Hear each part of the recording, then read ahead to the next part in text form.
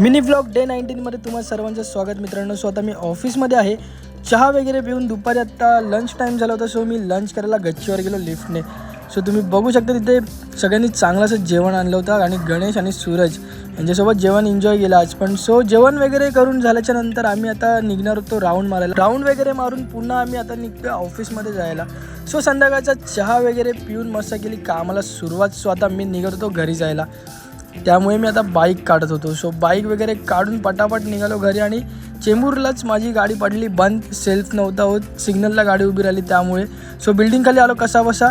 त्याच्यानंतर बिल्डिंगखाली बघतो तर राम मंदिरचं डेकोरेशन करत होते आणि घरी येऊन बघतो तर बाबू मॅगी खात होता चमचने.